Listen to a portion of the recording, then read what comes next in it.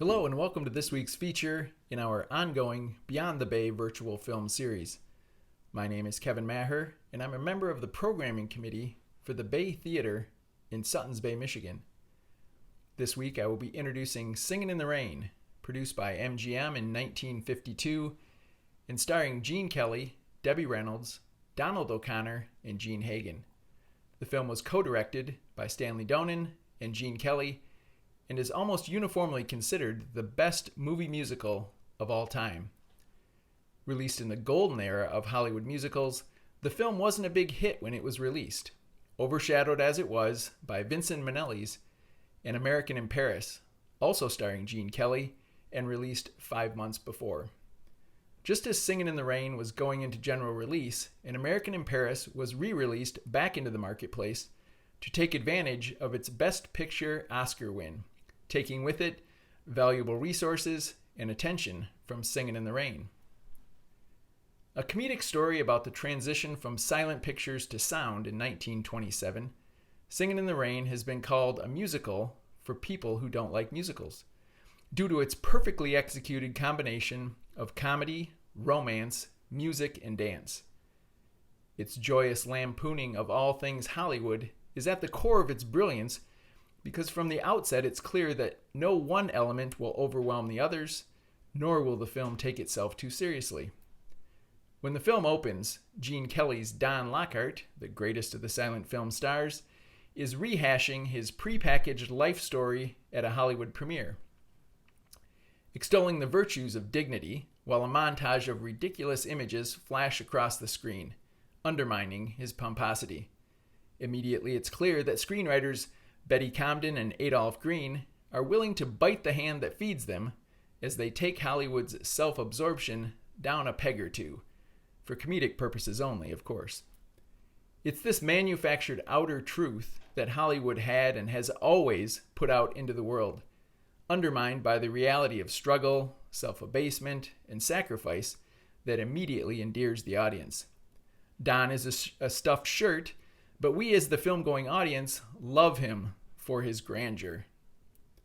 The film itself is widely recognized for two of its signature musical numbers: the iconic title track, where Kelly joyfully dances on a deserted and rain-drenched street, and the otherworldly Broadway ballet sequence between Kelly and Sid Charisse.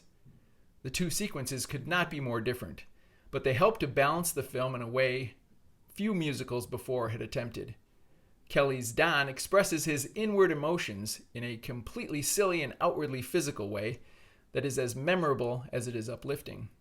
Film historian Janine Bassinger, writing in the Atlantic magazine as late as 2019, points to the script that uses just 6 words to outline what has become the quintessential movie musical sequence. Don dances wet in the street.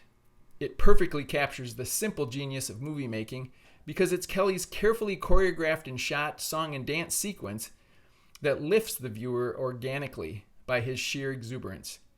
Kelly was at the peak of his career as an actor, dancer, singer, choreographer, and director, which makes the sequence appear effortless and spontaneous, but just as movie magic can make houses fly and planets explode, the scene was anything but simple, taking 6 days to rehearse, 3 days to shoot, and it had to be timed perfectly so as not to affect the water pressure in Culver City, California, as they dumped thousands of gallons of water on the 2-block-long set. The Broadway ballet dance, the 13-minute sequence between Kelly and a mysterious vamp-like dancer played by Sid Charisse, is truly the showstopper in the film. Kelly called the sequence Cinedance because he and Donen could use camera movement to enhance the dancing space and provide an emotional attachment to the dancers that was not possible in a traditional theater setting. The sequence, which has been described as a purposefully designed kaleidoscope of show business cliches, cost nearly a quarter of the final cost of the film, entailed more than 50 separate camera setups, airplane motors, and a 50-foot-long veil. But the result is a seamlessly beautiful sequence that captures the elegance and physicality of Kelly's dancing style. While no part of the Broadway ballet, Debbie Reynolds was an integral part to the film's story. She was only 19 when the film went into production, wasn't trained as a singer or as a dancer, and had very little film experience. But her naive exuberance underscores the story of the transition within the film industry and fully places the story in a safer and more innocent era than the film's release date. Her character and her performance represent the roaring 20s carefree yet determined attitude, a far cry from the post-war darkness that Hollywood had fallen into by the late 40s and early 50s. This separation in time also helps eliminate the cynical nature of lampooning a bygone era, and the exponential growth in the quality in movie making reinforces the naivete of filmmakers introducing sound into the movies.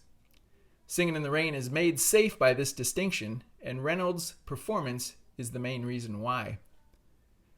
The joyous nature of the film is evident in every scene, because it is a love letter to Hollywood movie making. A satire, but only in the sense of poking fun at family. What gives me particular pleasure in watching Singin' in the Rain again and again are the too numerous to count Hollywood references, both obvious and less so.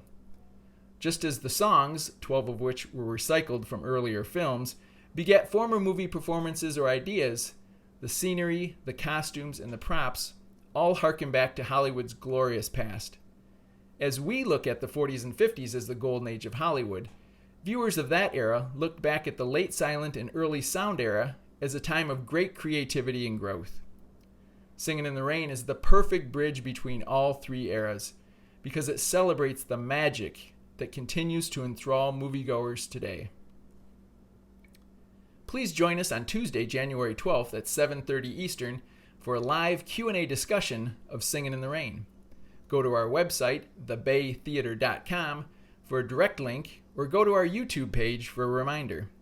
Don't forget to subscribe to our YouTube page as well, and click the red bell for reminders and notifications of new postings. Thanks for watching, and please enjoy the film.